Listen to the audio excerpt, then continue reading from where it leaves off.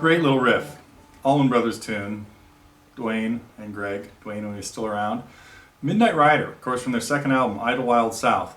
Very simple song, lots of different ways to play it. I'm playing it right here in a dropped single drop D tuning with the high string tuned down to D. You could do it with both strings, both the 6th and 1st tuned down to D. For a little beefier sound, the chords would be slightly different. You could really do it in standard tuning and it's going to sound pretty close too. But what I just want to talk about was the picking thing that happens right in the beginning. So whether you're in standard tuning or with your 1st string down to D, you're just going to play a D chord and you don't even need the 1st string. So if the 1st string is left alone at the standard spot, don't even play it.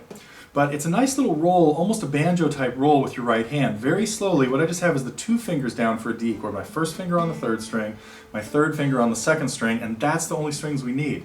So it starts with your thumb on the 4th string, then your index on the 3rd string, and your middle finger on the 2nd string. Very quickly, slowly though, it sounds like this. And it's done at a triplet speed, then you come in and hit the bass note again.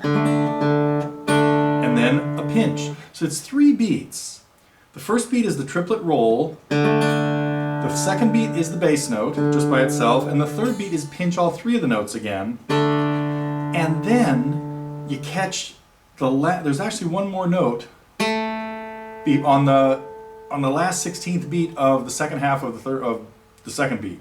It's a long story, but to make it, hopefully make it clearer.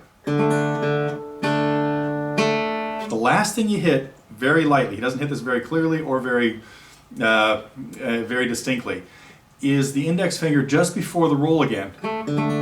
So you're going your index and then the roll.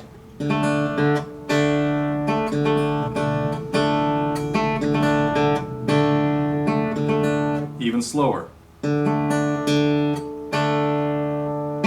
That's the whole pattern one time.